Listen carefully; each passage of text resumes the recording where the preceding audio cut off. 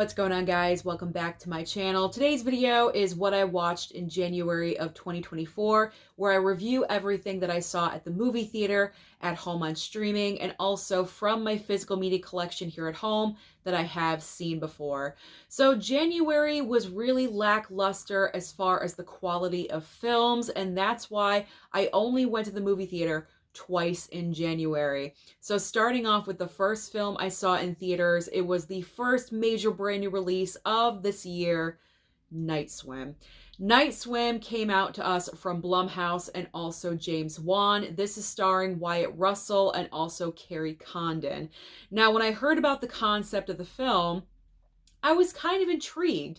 And I did see the trailer a few times, more than a few times actually, because they were advertising this movie through the trailer like crazy. So I'd seen the trailer a handful of times, and it was that creepy one where you have the daughter with the boyfriend in the pool playing Marco Polo, and then all of a sudden something attacks her, something sucks her underneath the surface. And I was like, that could be an interesting concept for this film. I don't believe I've seen anything like this before, so who knows? Maybe we would have another sleeper hit from Blumhouse like we did a year ago with Megan. Not the case. Not the case here with Night Swim, because this movie was pretty much Amityville horror, but with a pool instead of a house.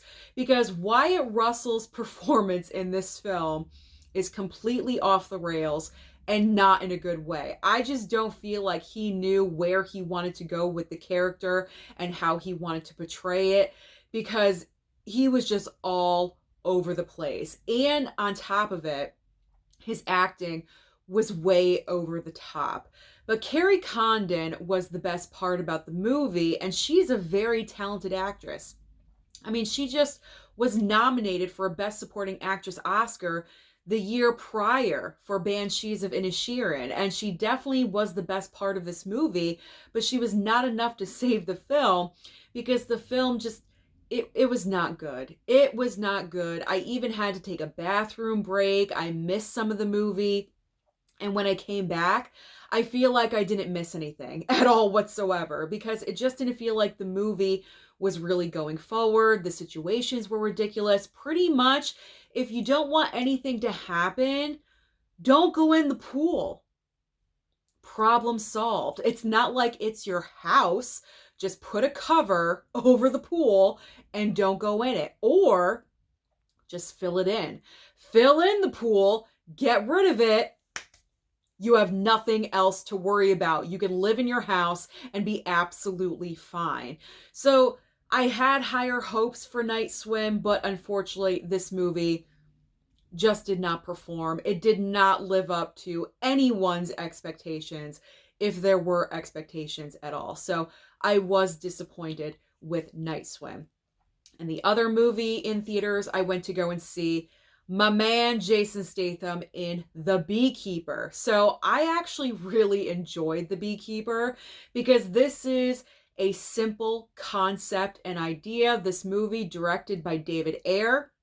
I think him and Jason Statham worked really well together, because here you have a bunch of criminals that are taking advantage of old people and people. They're scamming people. They're scamming people out of thousands and millions of dollars in some cases, and one of these cases affects Jason Statham personally, and so he goes out for revenge. That's it. That's the entire concept of this movie. And where the head of the entire corporation of scammers and ideas, who that is, that's a little bit of a shock and a surprise, like where it goes and what direction and everything. But this movie was fun. This movie was a lot of fun.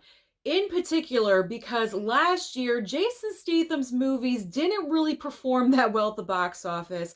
You had, I mean, The Meg 2 performed really well worldwide, but Expendables 4, that was rough.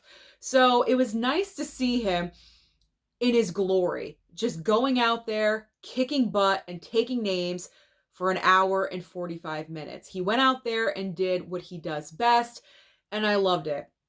Had a lot of fun. Can't wait for the physical. Definitely going to pick this one up. So I love The Beekeeper. I think I gave it 4 out of 5 stars. Maybe I overrated it, but you know what? It was fun. It was fun. So I thought it deserved a 4, and I'm going to leave it at that. So if you haven't seen The Beekeeper, then that one I do recommend to you. So now let's head over to streaming. What did I watch on streaming in January? Not as much as I wanted to, unfortunately, but I still watched a good variety of things. So we have Candy Cane Lane. Candy Cane Lane on Amazon Prime. This was obviously a Christmas film starring Eddie Murphy that I did not unfortunately get to in December for Christmas time. And I still wanted to watch the movie, so I watched it very early on in January, the first couple of days. And I mean, it's an okay movie. It wasn't like the best streaming film, holiday film I've ever seen. It wasn't a complete disappointment. I feel like with this movie, there was just so much jam-packed into the film. It was a little bit too much because you have Eddie Murphy and his family living in this neighborhood. They're having a competition for who can decorate their homes the best. And so he kind of goes overboard. That would have been enough. I feel like that concept would have been enough, even though we have seen that kind of story before, but we've never seen it with Eddie Murphy. You know what I'm saying? So that could have been the different point of the film, different situations. But it kind of gets overly ridiculous when he meets up with Jillian Bell, who is like running this Christmas store, and she sells him a bunch of stuff. And one of the items, like everything goes awry when he's decorating his house with it. And come to find out, she's like this mystical evil elf that used to work for Santa. It was like more things on top of more things on top of more things. And it just seemed like the plot line was way too much. She's an evil elf that used to work for Santa. And so he punished her and sent her to Earth. So now this is what she's doing. Like, it just got crazy. And then on top of that, Eddie Murphy and his family had to collect 5 golden rings. Like, it was just way, way too much. I feel like they needed to simplify the entire plot. It was just too much. If the movie was simplified, I would have enjoyed it much more. I liked Eddie Murphy in this movie. I really, really did. But the plot line is where I had the issue, obviously. So I'm not opposed to seeing Eddie Murphy in more things on streaming, just not a cluster, you know what, of a movie like that ever again. All right, so let's move on to Finestkind on Paramount Plus.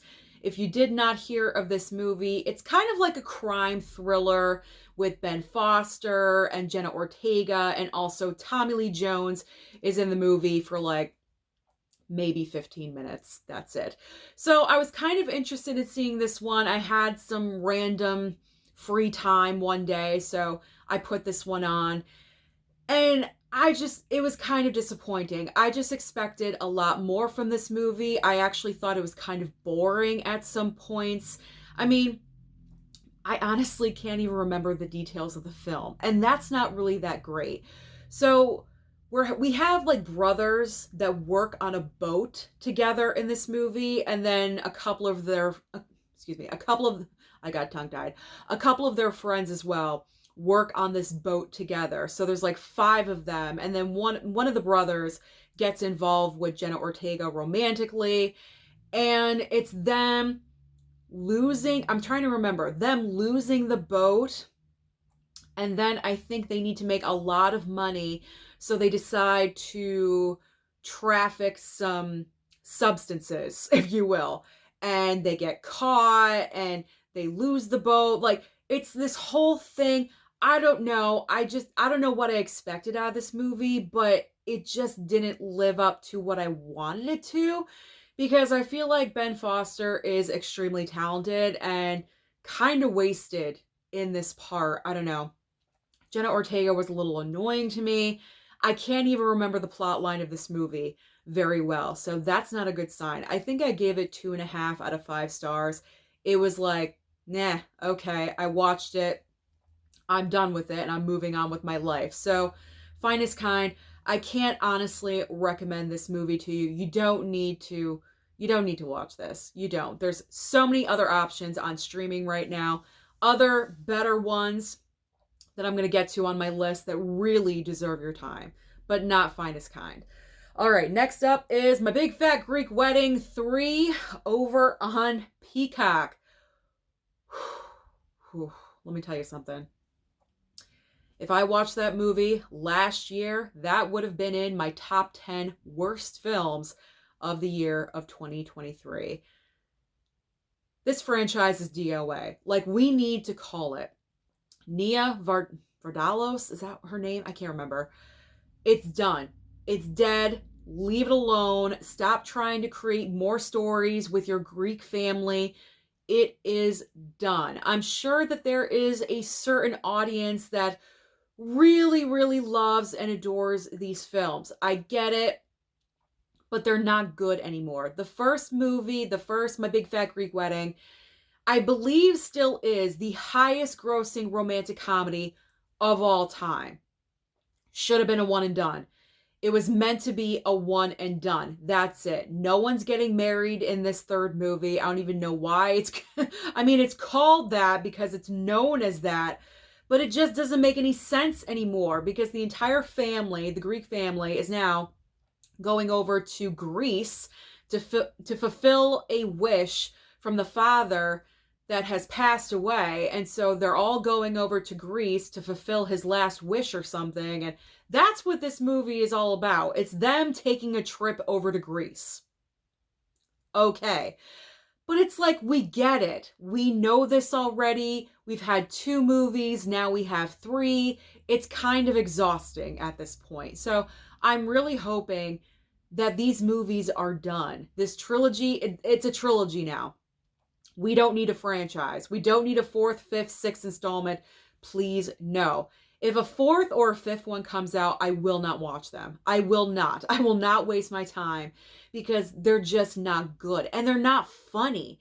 And that was really great about the first film. It was funny. You were being introduced to a culture where if you did not know anything about Greek culture, this is opening a door for you. And anyone that is Greek is laughing hysterically because you can relate to everything going on in that movie. That was the entire brilliancy of the first film. But the third movie, not funny. Second movie had some moments. I chuckled like every once in a while. I did not laugh one time with this third film. So for that alone, no, it's not good. You don't need it. You don't need it. It did not need to be done. So let's quit. Let's quit and just move on to something else. I feel like Nia Vardalos can't really kickstart her career doing anything else. So she always falls back onto these movies and this franchise. And she just needs to let it go at this point because it is done. Finished, done. It did not do very well at the box office. No one wants to watch these movies anymore. We need fresh, new ideas. So move on to something else. Okay. Dumb Money. Dumb Money is up next. This is a film that went on to Netflix because I believe this was from Sony, and any Sony film, because Sony does not have its own streaming service, surprisingly enough. Any movie that is Sony goes to Netflix. So Dumb Money, I was very curious about this film. I didn't want to pick up the physical media for it though, because it kind of seemed like a one-time watch to me, and I was correct. So I'm happy that I watched the film, but I don't need to watch it again. This movie is based on the true events that happened just a couple of years ago that I had no idea that happened. So because of that, I am thankful for this movie, because if it wasn't for Dumb Money, I wouldn't have known anything about this true story, because it's all about the stock market. I don't pay attention to stocks. I have no education with that topic at all whatsoever. Some people, one of my uncles, he's so smart, lives, breathes, dies stock market. He has a lot of money. Good for him. Like, I don't know anything about stocks at all whatsoever. And this is a true story about a YouTuber, just like myself on YouTube, talking about stocks, and for some reason, he just really felt that GameStop was something to be invested in. So he invested a ton of money into GameStop. He got a following of people that did just like he did. So the stock rose an incredible, ungodly amount. And all of these people were pretty much screwing over everyone else on Wall Street, because if I'm getting this correctly, if you bet against a stock and it fails, you make more money. So the billionaires were making even more money with stocks that were failing. And because GameStop was succeeding, they were actually losing billions upon billions of dollars every single day. So this was like a crazy incident that happened, and I'm really happy that I watched it. It's a great all-star cast. You have Paul Dano, you have Shailene Woodley, Seth Rogen, Sebastian Stan is in here for a hot second, Pete Davidson. Pete Davidson definitely brought in the comedic relief, and he made me laugh because he does DoorDash in the movie, and that's what I do. So I just thought that was hilarious.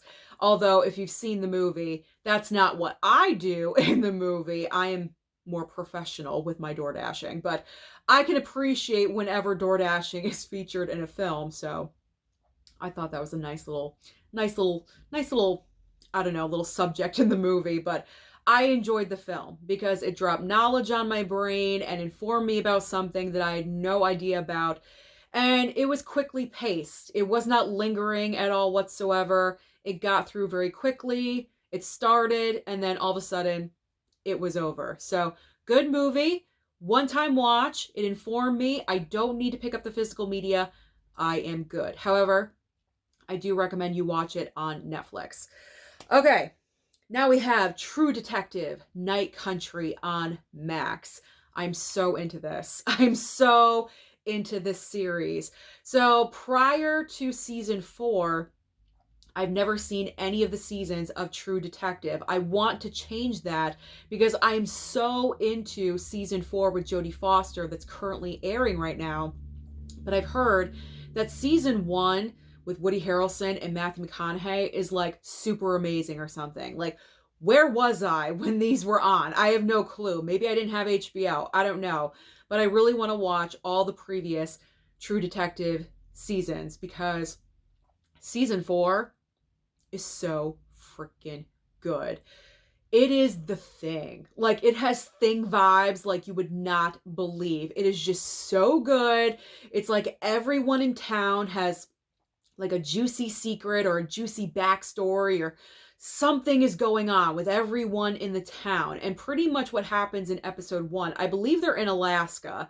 And in Alaska, they just entered the 24 hours constantly of night period. So it's like day 4 into that. And this group of men that are working together are found dead. And there's no explanation as to what happened, what occurred. And Jodie Foster is she like the sheriff in town? That's what I don't understand. She's the sheriff? I don't know. But she goes, and obviously she's the head, detective, the cop working the case. And she does have someone helping her, but there's also another female. I don't know the actress's name, but she's like the other half of the detective team, because in the previous seasons of True Detective, there's always 2 of them. And it's always pretty much 2 notable stars, but for some reason, I don't know the other star that plays the detective in season 4. But I know I'm going off on a tangent, but I'm trying to get everything that's in my brain out correctly. So Jodie Foster and the other female detective have to team up to figure out what happened to these men, because this is apparently connected to a prior case that the other female detective was working on years ago. And that's all I'm going to say. I haven't seen last week's episode. I've only seen the first 2 episodes, but I am hooked into this show. I feel like it is so good. I love the snow, because everything right now, it's wintertime. The snow and the ice, you get in the mood. You want to crawl underneath your blanket and have a hot cup of cocoa or a coffee and watch this show. You just get in the mood for it. It is great. And I love seeing Jodie Foster again. I feel like right now, I mean, she's always been around, let's be honest, but I feel like right now she's having a little bit of a surge with her career because we have her now in True Detective. She was in Naiad. She just got nominated for an Academy Award again.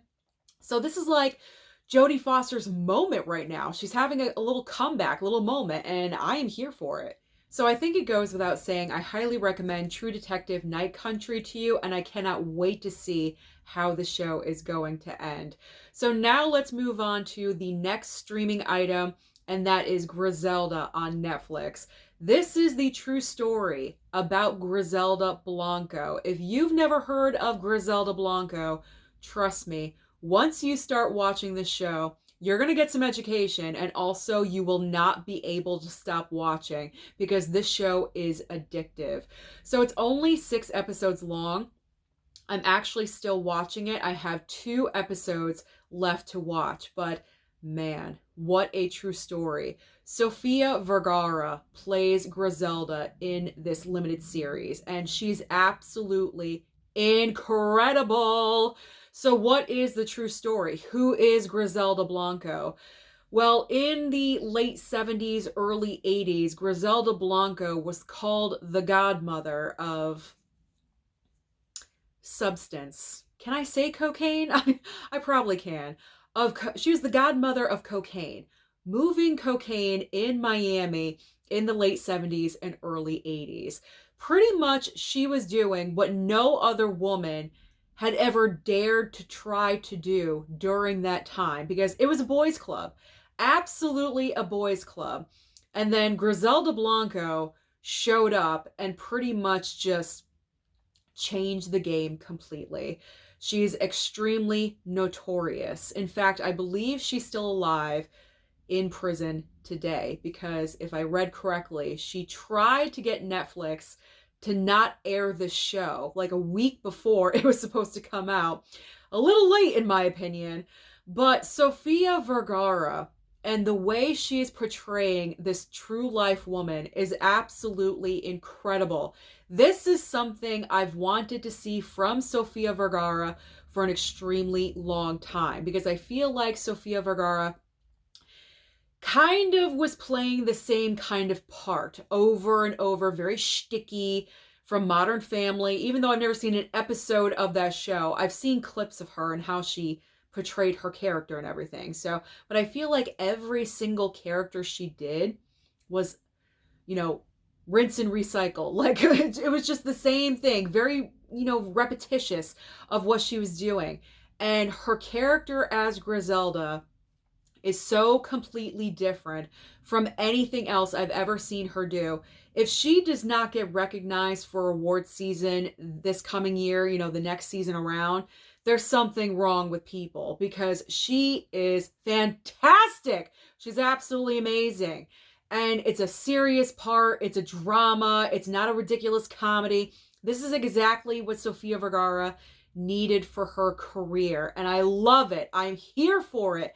This role shows how talented she really, really is. And whoever did her makeup was incredible because she does have like differences in her looks. They did have to work on her in the morning, I think for like 3 hours, I heard her say, or something. Like this was a transformation, physically, mentally, everything. So I am very proud of Sofia Vergara for choosing a project to benefit her. There we go. Because I feel like this limited series is truly benefiting her career.